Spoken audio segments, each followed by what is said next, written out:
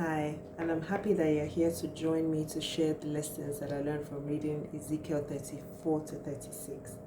So we start out with the prophecy against the shepherds, and the shepherds here are the past kings of Israel, who the Lord said did not rule the people correctly. They didn't look after the flock, which is the sheep, the people. So the shepherd is the metaphor for the kings, and the sheep for the people. God said they ruled the people wrongly, and verse 4 gave all the details of the things that they did wrong, and everything that they did caused the sheep to scatter. And God promised to punish the shepherds, but also save and rescue the sheep, which obviously points to the restoration that he was speaking after the scattering in exile.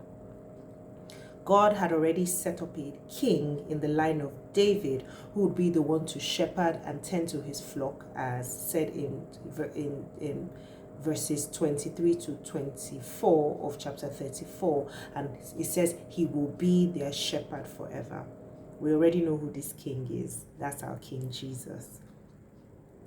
Ezekiel prophesied against the land of Edom, and as commanded by God, and he spoke God's promise to make it a desolate waste and leave the land in ruins.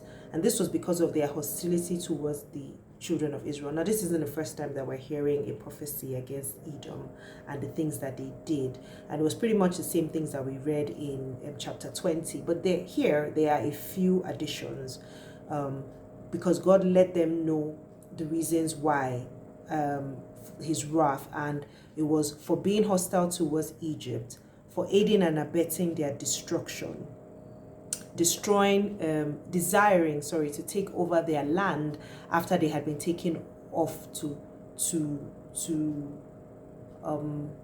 exile, and God spoke against them also for hating his people, celebrating their downfall, and boasting against God and speaking against him with no restraint. So Edom was pretty much done for. Like we know, like we've seen this time and time again, but here they were like the reasons were kind of outlined, and God says that, and then God says his famous words that they will know that I am God 3 times in this prophecy against Edom. And did you notice it was like quite a chunk of the chapter? And to me, his words buttress the words that he spoke against them, and shows his objective, that he's going to show them that he's God, in spite of, because they were doing all these things believing that maybe Israel and Judah had no God, or their God had forsaken them, or for whatever reason that they had the right to, treat God's children any old kind of way, and he wasn't having it. God reiterates his plan to bring back the people to the land so that they could live and thrive there. And to me, I felt like that goes to show why he was going to punish the nations that were deriding them, and the nations that were planning to take over the land now that they felt it was empty, because he was like, no, I'm bringing them back, so you guys can't have this, you can't have this land, you can't have this place, you can't stay here.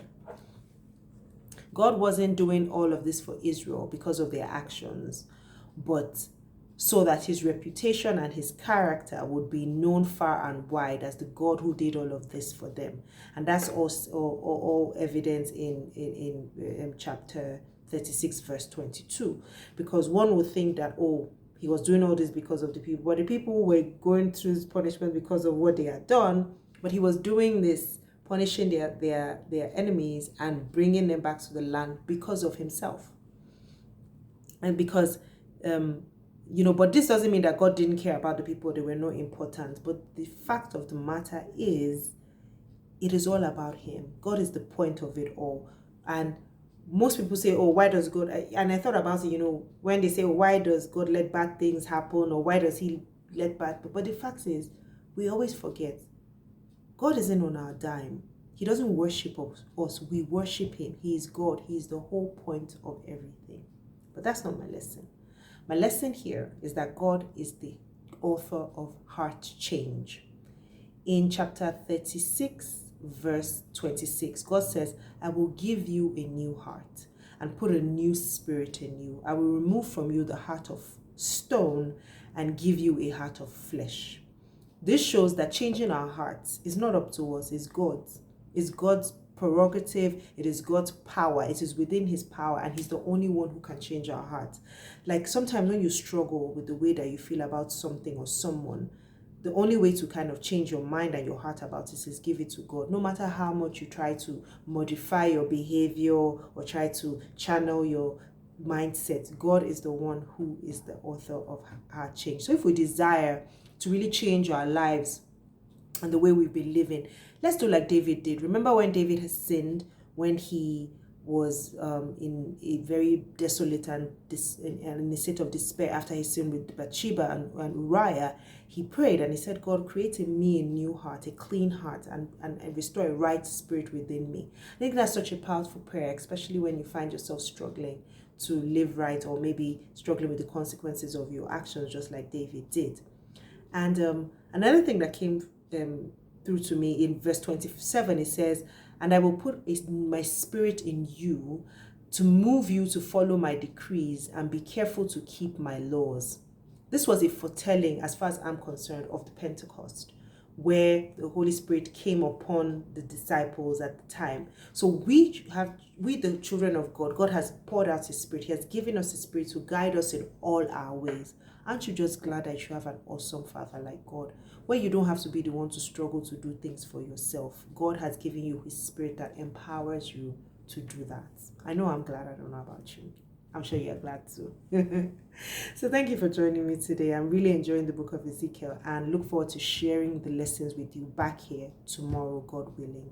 Thank you for joining me. Have a wonderful day. God bless you. Bye.